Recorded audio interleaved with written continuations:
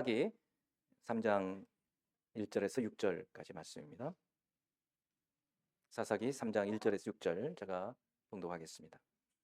여호와께서 가나안의 모든 전쟁들을 알지 못한 이스라엘을 시험하려 하시며 이스라엘 자손의 세대 중에 아직 전쟁을 알지 못하는 자들에게 그것을 가르쳐 알게 하려 하사 남겨두신 이방 민족들은 블레셋의 5 군주들과 모든 가나안 족속과 시돈 족속과 바알 헤르몬 산에서부터 하맛 입구까지 레바논 산에 거주하는 히위 족속이라. 남겨두신 이 이방 민족들로 이스라엘을 시험하사 여호와께서 모세를 통하여 그들의 조상들에게 이르신 명령들을 순종하는지 알고자 하셨더라. 그러므로 이스라엘 자손은 가나안 족속과 헷 족속과 아모리 족속과 브리스 족속과 히위 족속과 여부스 족속 가운데에 거주하면서 그들의 딸들을 맞아 아내로 삼으며 자기 딸들을 그들의 아들들에게 주고 또 그들의 신들을 섬겼더라. 아멘. 네, 우리 곁에 계신 분들 한번 축복합니다. 여러분 축복합니다.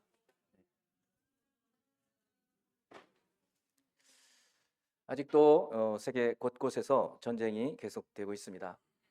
성경에는 전쟁 이야기가 참 많이 나오죠. 구약 성경은 민족과 민족, 나라와 나라 사이에 실제 전쟁 이야기가 아주 많습니다. 그러나 신약 성경에는 예수께서 오시는 바로 그때의 즈음에서 일어나는 종말의 때에 실제로 일어나는 전쟁 이야기도 나오지만 그것보다 더 많이 마귀와 귀신을 상대로 한 영적 전쟁 이야기가 굉장히 많습니다. 하나님은 왜 이렇게 전쟁하게 하실까요? 곳곳에서 지금도 일어나고 있는 이 전쟁을 보면서 또 우리 내면에서 지금 숱하게 일어나는 전쟁, 내면의 갈등들, 이런 것들도 전쟁이라고 할 수 있죠. 이런 것을 생각하면서 우리가 반드시 기억해야 하는 성경 구절 하나가 있습니다. 그것은 다윗이 이 젊은 아주 청년의 때에 골리앗과 싸우러 나가면서 했던 말입니다.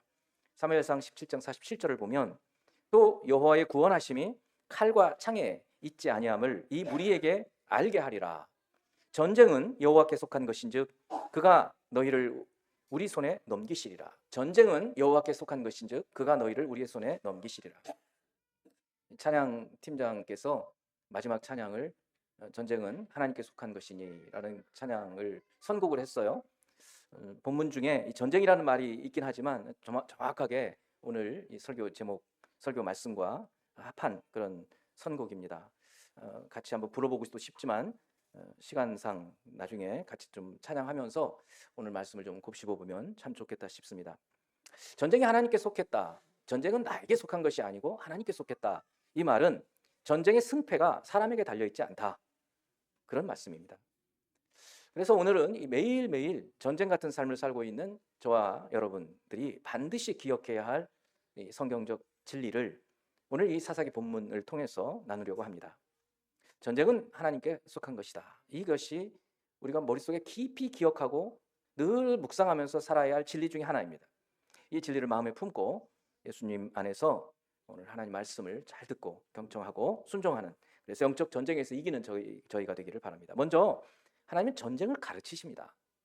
전쟁을 가르치시는 하나님. 한번 따라서 봅니다. 전쟁을 가르치시는 하나님.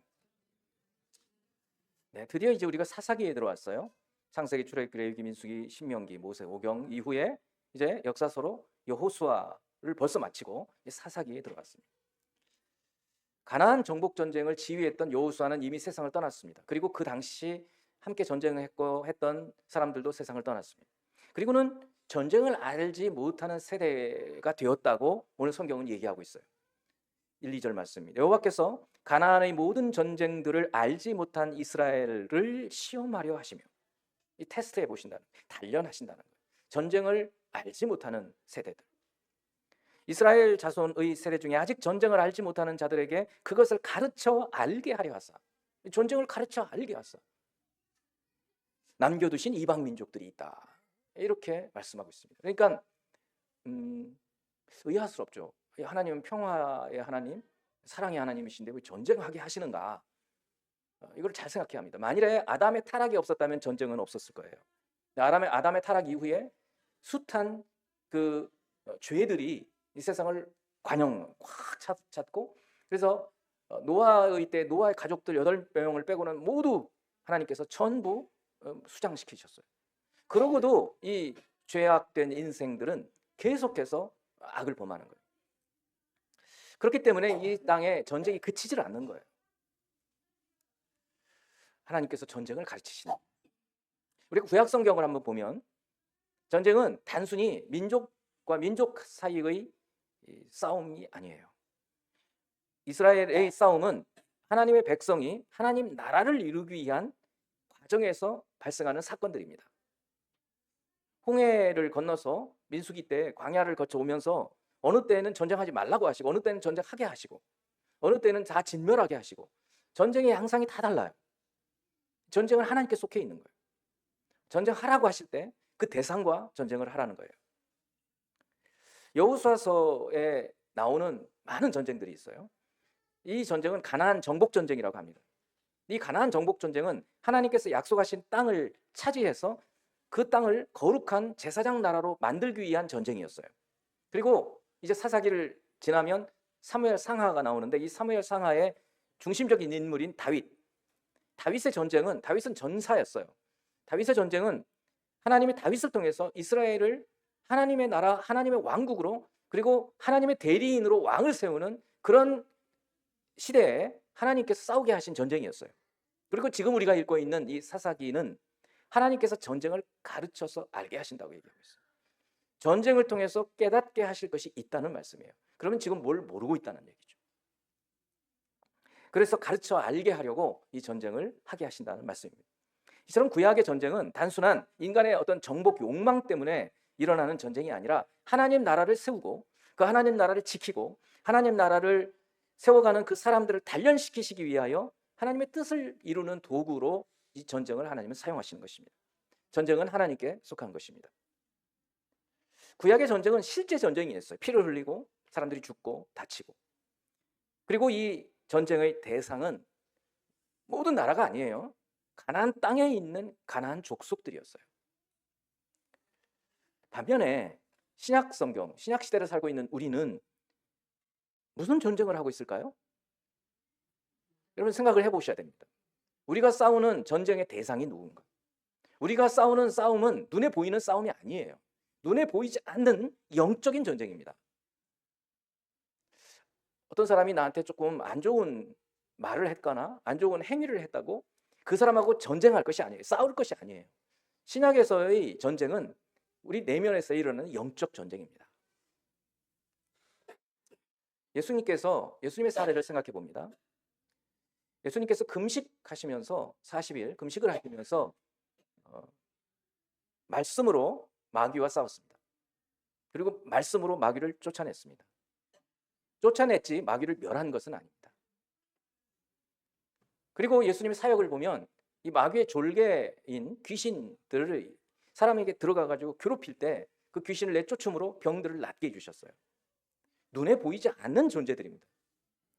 여러분이 하나님을 믿는다면 하나님 눈에 안 보이시듯이 하나님을 믿는다면 우리는 눈에 보이지 않는 영적 세력도 믿어야 되는 거예요. 성경에 있습니다.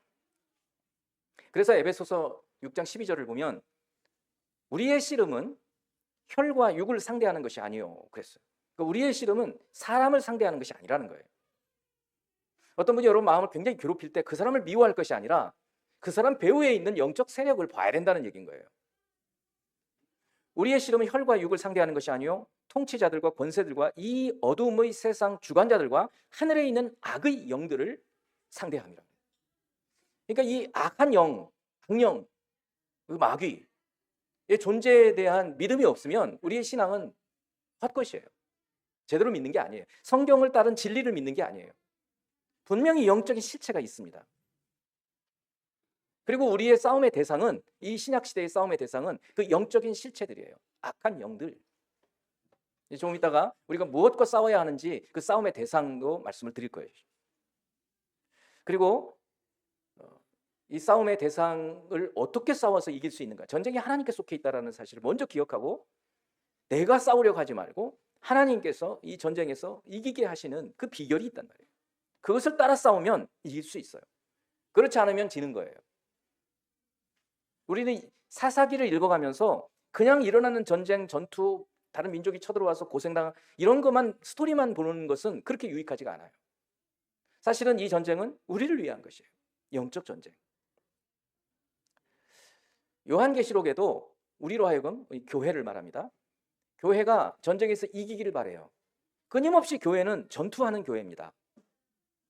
지면은 안 돼요. 어느 싸움에서 어떤 상대로 싸워야 되는지를 알아야 내가 지고 있는지 이기고 있는지를 알 거 아니에요. 그래서 요한계시록에 7교회에 보낸 모든 편지 끝에는 이기는 자에게는 내가 이러이러한 상급을 주겠노라. 마지막 라오디게아 교회에는 이렇게 말씀하고, 이기는 그에게는 내가 내 보좌에 함께 앉게 하여 주기를, 예수님의 보좌에 함께 앉게 해주신다는 거예요. 내가 이기고 아버지 보좌에 함께 앉은 것과 같이 하리라. 그러니까 예수님도 이기셨다는 거예요. 예수님도 이 땅에 오셔서 사역하실 때 우리는 십자가에 죽으시고 끝난 거로 세상 사람들은 생각하지만 아닌 거예요. 이기셨어요. 죄를 이겼고 죽음을 이기셨어요. 그리고 부활하신 거예요. 그래서 우리는 지금 우리가 이 땅에 사는 동안에 정신을 차리고 영적으로 생각해서 하나님께서 전쟁을 가르쳐서 전쟁하게 하시는 거예요.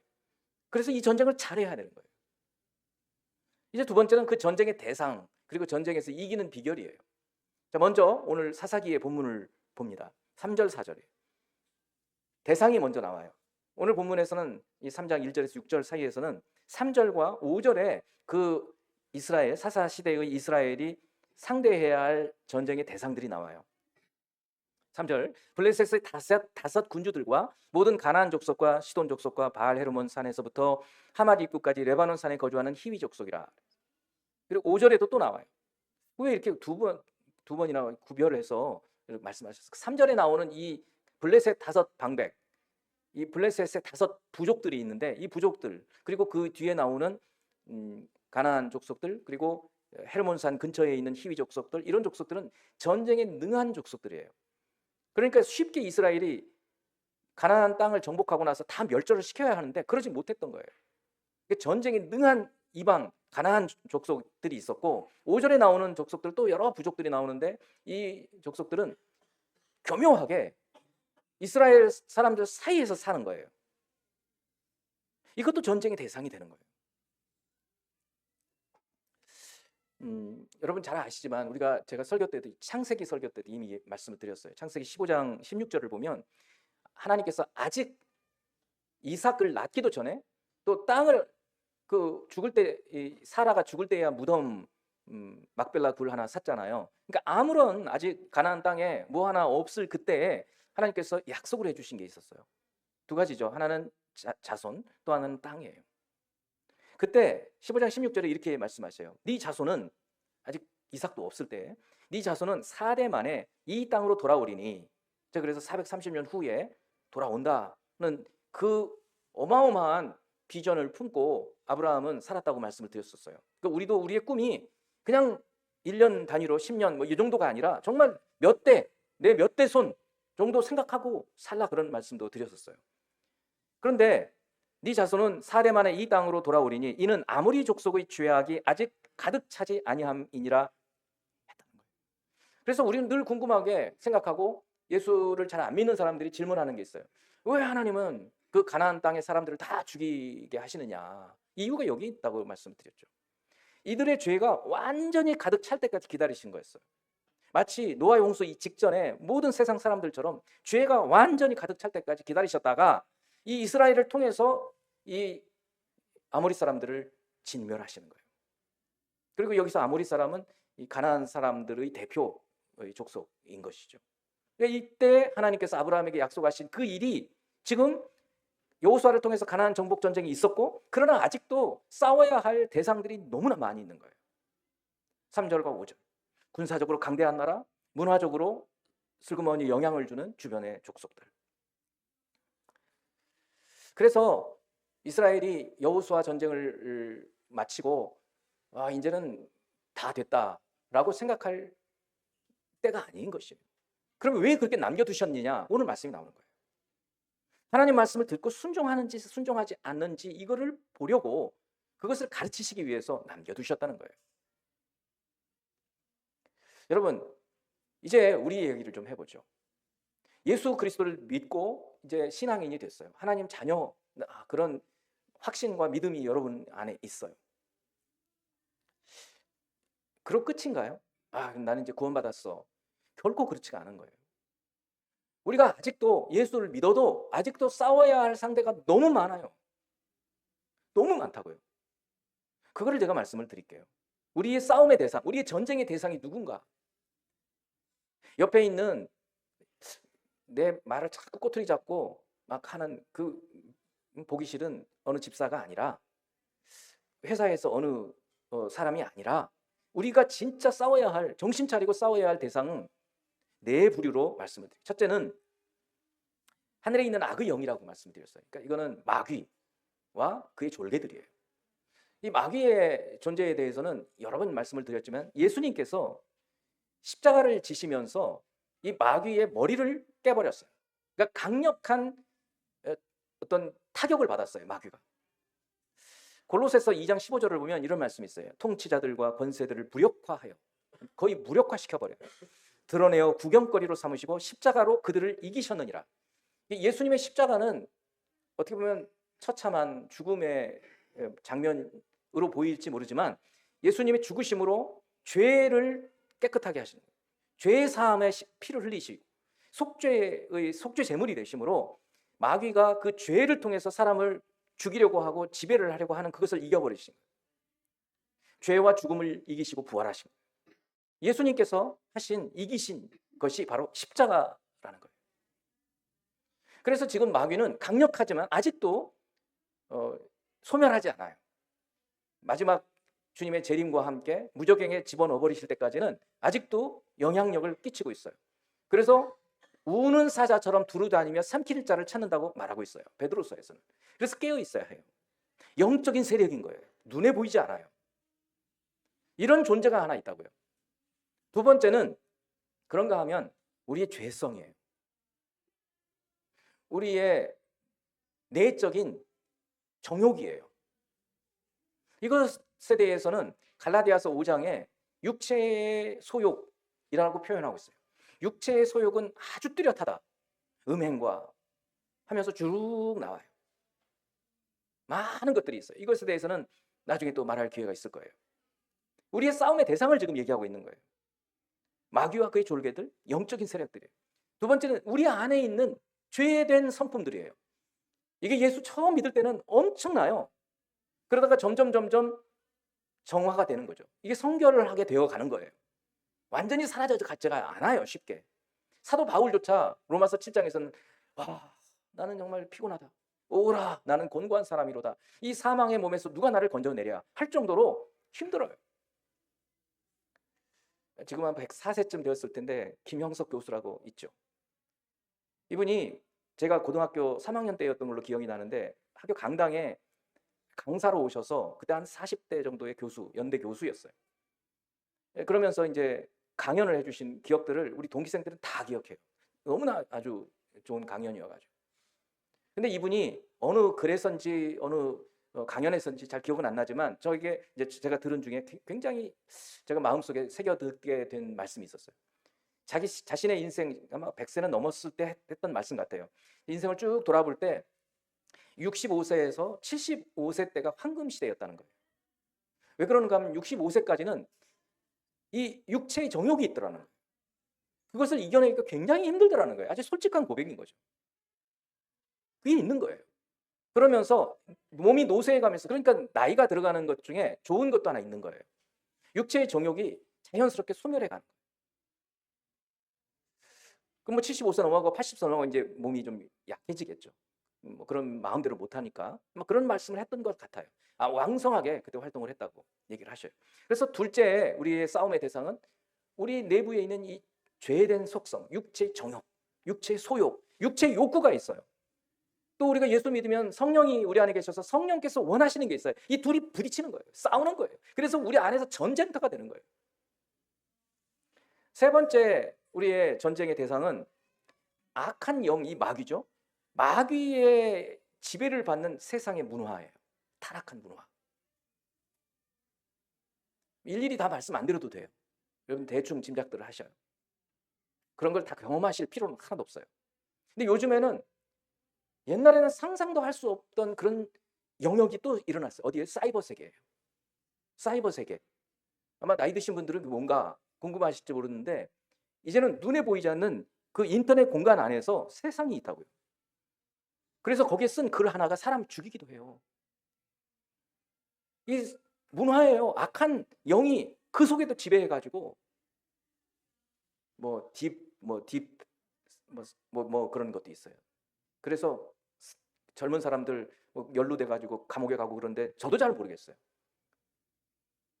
사진을 남의 사진을 도용해가지고 안 좋은 사진으로 한다든가. 이거는 이 실제적인 실제가 아니잖아요. 사이버라고 하는 공간 속에 있던 거예요. 그러니까 그런 공간도 전쟁터인 거예요. 그걸 모르면 안 돼요. 그래서 좋은 것으로 막 이겨나가야 해요. 전쟁터예요.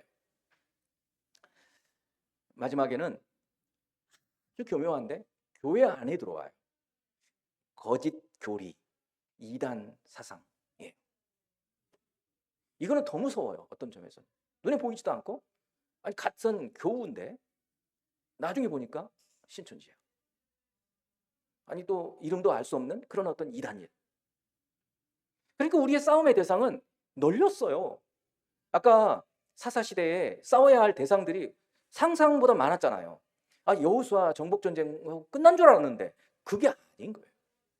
왜 그럴까? 하나님께서 하나님 말씀을 듣고 순종하는지 그렇지 않은지를 보려고 전쟁을 가르치시는 거예요. 우리도 그래요. 우리도 이 모든 전쟁에서 기억해야 할 것이 있죠. 전쟁은 하나님께 속했다는 거예요. 내가 마귀하고 싸우려고 턱도 없어요. 우리는 마귀한테 잽이 안 돼요. 마귀는 강력합니다. 우리의 죄를 정확히 알아요. 그걸 가지고 우리를 떨게 만들어요. 우리의 죄성은 없어지나요? 은혜 받으면 좀 없어진 것 같다 또 일어나는 거예요. 이 세상의 문화 교묘하게 들어와서 우리도 모르는 사이에 그냥 같이 손잡고 강남으로 가는 거예요. 그리고 이단들 왜 그렇게 많겠어요? 거기 사람들이 모르는 사이에 조금씩 물들어서 나중에는 빠져나올 수 없게 만들어버려요. 우리의 싸움의 대상들이에요. 너무 많은 거예요. 깨어 있어야 해요. 그리고 하나님은 이런 것들과 함께 전쟁을 가르쳐서 이런 전쟁에서 이기게 하시는 거예요. 근데 이기는 비결이 뭐겠어요? 구약 성경에서의 이기는 비결을 가르쳐 주시는 게 여호수아예요. 여호수아는 여호수아 장군이에요. 승리의 장군이에요. 여호수아 본받아 앞으로 가세. 그렇죠? 여호수아서에서 여호수아의 잘못이 딱 한 군데 있어요. 기브온 족속들이 멀리서 있는 나라의 사람들인 것처럼 헤어진 옷을 입고 누룩이 막 그 곰팡이가 든 빵을 갖고 와가지고 우리 멀리 사는데 우리랑 화친합시다. 그때 기도하지 않고 하나님 뜻을 묻지 않고 화친을 맺은 그 딱 한 번의 실수예요. 그 외에는 여호수아가 모든 전쟁에서 승리해요. 어떻게 승리할 수 있었을까요? 여호수아 1장의 비결이 나와 있는 거예요. 첫째, 두려워하지 말라. 여러분, 우리가 많은 대적들이 있다고 해서 두려워할 필요가 없어요. 두려워하지 않아야 해요. 왜냐하면 주님이 말씀하셨으니까. 두 번째는 여호수아 1장 7절 8절 말씀. 이 율법책을 내 입에서 떠나지 말게 하며 주야로 그것을 묵상하여 그 가운데 기록한 대로 지켜 행하라. 그리하면 내가 형통하리라 내 길이 평탄하리라. 여호수아가 죽을 때까지 110세에 죽을 때까지 저는 여호수아는 매일 아침 저녁으로 말씀을 묵상했다는데 500원 걸어요. 왜냐? 그분은 범사의 삶에서 순종하는 삶을 살았어요. 그래서 승리할 수 있었어요. 아침 일찍이 하라 그러면 일찍 일어나서 출발해요. 우리 지난주에 봤잖아요. 언약궤를 맨 제사장들의 아침 일찍 일어나서 가라. 그러면 따라가는 거예요. 그러니까 여호수아, 구약에서의 승리의 비결은 여호수아와 같이 하나님 말씀을 따라 철저히 순종하는 것이었어요. 그러면 이제 신약의 교회에서의 우리에게 있어서 롤 모델, 전쟁의 롤 모델은 누군가? 예수님이에요. 예수님도 똑같아요. 예수님은 실수가 없었어요. 여호수아는 실수가 있었어요. 그러나 예수님은 실수가 없어요. 새벽 오이려 미명에 예수께서 한적한 곳에 나가 기도하시더니 그 예수께서도 늘상 기도하면서 하나님의 뜻을 묻고 하나님의 능력을 힘입어서 이 땅에서의 그분께 맡겨주신 그 사명을 감당하신 거예요. 죽기 전에도, 돌아가시기 전날에도 너무 고통스러우니까 십자가의 그 무거운 고난 때문에 아버지여 이 잔을 내게서 옮기시옵소서. 그러나 나의 원대로 마시옵고 아버지 원대로 하옵소서. 기도로 철저하게 하나님 뜻을 따라서 순종했어요. 그래서 승리하신 거예요. 십자가에서 승리하셨느니라. 십자가에서 이기셨느니라. 그래서 신약에 우리들이 전쟁에서의 롤 모델은 예수 그리스도인 거예요. 예수님처럼 무슨 일이든지 주님과 늘 묻고 주님 안에서 주의 뜻을 따라서 내 뜻이 아니라 주의 뜻이 무엇인지 분별하고 그 뜻을 따라서 살면 이길 수 있다는 거예요. 제가 두 가지를 말씀을 드렸어요. 우리의 전쟁의 대상이 누군지, 전쟁에서 승리하는 비결이 무엇인지. 우리 생명의 교회가 이제 공동체가 됐어요. 우리 생명의 교회가 같이 음식을 나누면서 따뜻한 공동체가 됐어요.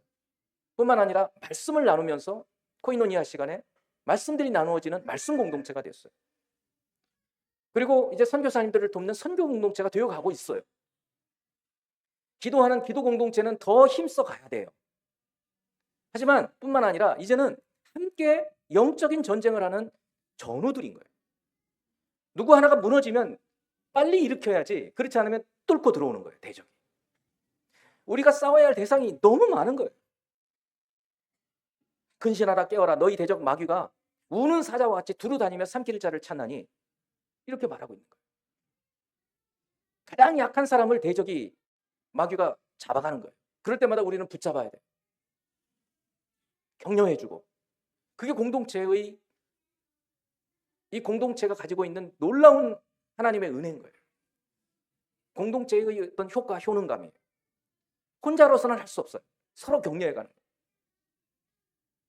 그래서 우리의 싸움의 대상들이 아직도 널려있다는 사실을 생각하고 육체의 정욕, 또 세상 문화, 이런 것들을 이겨낼 수 있도록 우리 안에서의 기독교 공동체를 이루어내고 아이들 같이 놀게 하고, 바깥에서 노는 것이 기쁜 게 아니라 여기서 같이 지내는 것들이 더 기쁘고 더 좋고, 여기 와서 애들이 욕할 일은 없잖아요. 밖에 나가면 애들 놀이터만 가도 욕을 막 해요.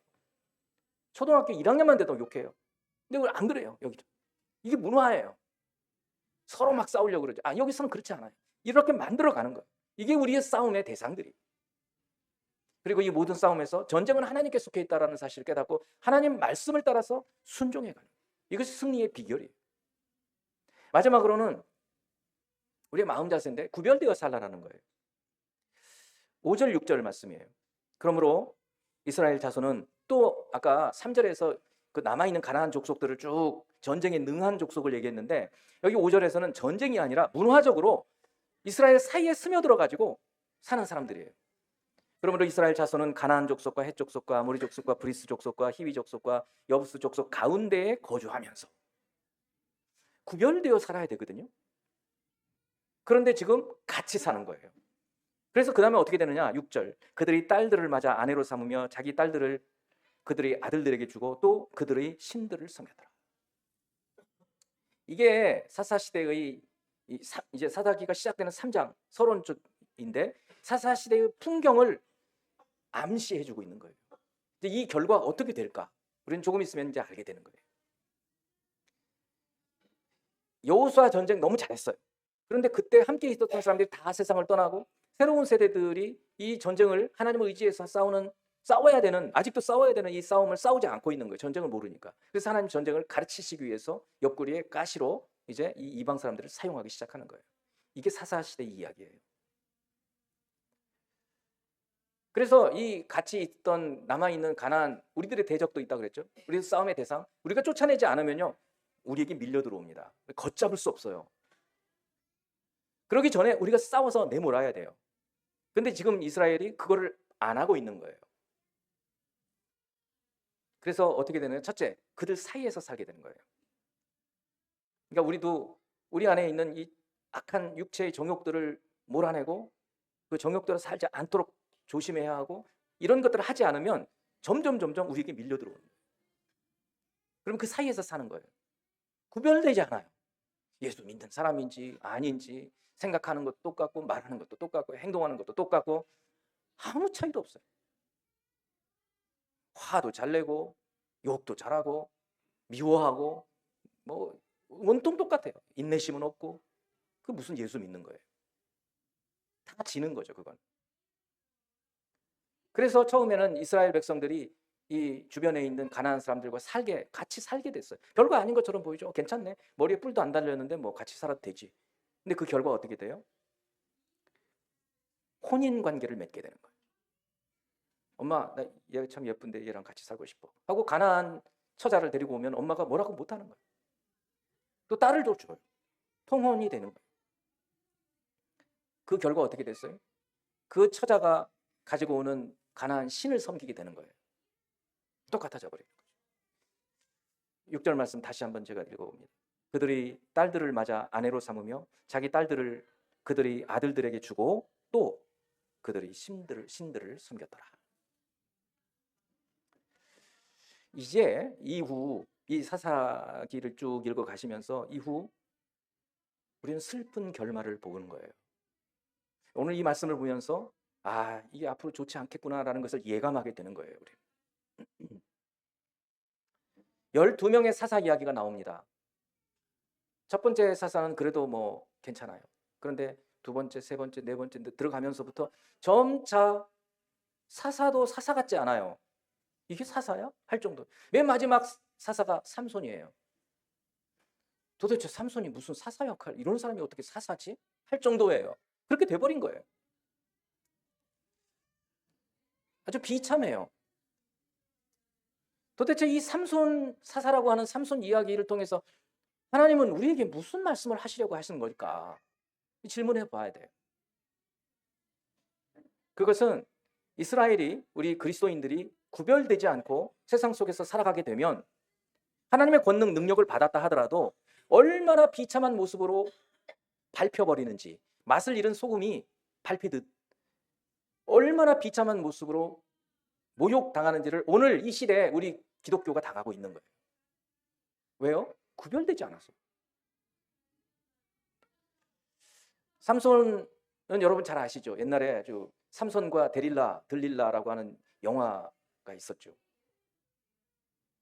그걸 모르더라도 아마 아이들한테 삼손 이야기는 늘 알 거예요. 그만큼 재미있는 어떤 스토리예요. 그런데 우리가, 여러분들은 그렇게 끝나면 안 돼요. 이 삼손 이야기는 비참한 이스라엘의 모습을 보여주고 있는 거예요. 눈이 뽑혀요. 머리를 깎이고 힘을 잃은 다음에 눈이 뽑히고 그 블레셋 사람 이방인들 앞에서 재롱을 피우게 하는 거예요. 조롱거리가 되는 거예요. 이 모습이 이스라엘의 모습인 거예요. 왜요? 하나님 말씀대로 살지 않으니까, 구별되지 않으니까. 그러나 마지막에 삼손은 하나님께 부르짖습니다. 그 모습을 머리털이 나기 시작하는 것으로 보여주는 거죠. 회개합니다. 나에게 한 번 힘을 주사 하면서 기둥을 당겨가지고 밀어가지고 거기에 있는 3,000명을 일시에 죽였다. 마지막에 회개를 통해서 하나님께서 사사로서의 역할을 하게 하는 그런 장면으로 끝이 나는 거예요. 너무 비참해요. 우린 잘 알아요. 앞으로 있을 이스라엘의 역사가 어떻게 되는지, 이스라엘의 왕국이 두 나라, 북이스라엘과 남유다가 어떻게 망해버리는지. 실제로 시드기야, 이 유다 마지막 왕 시드기야 왕은 두 눈이 뽑혀요. 그리고는 쇠사슬에 묶여서 끌려간다고요. 여러분, 우리가 어떻게 살아야 될까요? 구별되어 살아야 되는 거예요. 내가 예수 믿는 그리스도인이라면 내가 그리스도인답게 사는지 아닌지를, 복음에 합당한 삶을 살고 있는지 아닌지를 늘 돌아보고, 그렇지 못하면 회개하는 거예요. 그렇게 살지 못할 때가 많이 있어요. 그걸 깨달으면 뭐 이래도 돼. 그거는 이미 영향을 받은 거예요. 세상의 문화에, 악한 마귀의 이 지배하에 있는 거예요. 그러지 말고 내가 이렇게 살면 안 되지. 하나님 말씀으로 돌아가야지. 탕자처럼 내 아버지 집에는 품꾼도 나보다는 더 잘 산다. 돌이켜서 주님께 나오게 될 때 다시 삼손의 머리털이 나오듯 회복되어서 마지막 그 사명을 감당할 수 있게 되는 거예요. 전쟁은 하나님께 속한 것이다. 나에게 속해 있는 것이 아니다. 그래서 우리가 그 많은 우리의 전쟁의 대상들을 상대로 내가 어떻게 이렇게 여러분이 싸우는 게 아니에요. 하나님께서 싸우시는 거예요. 그럼 우리는 뭘 할 것인가? 구별되고 사는 거예요. 그리고 하나님 말씀을 따라서 순종하는 거예요. 함께 같이 가는 거예요. 이렇게 하면 주님께서 우리로 하여금 영광을 누리게 해주시는 거예요.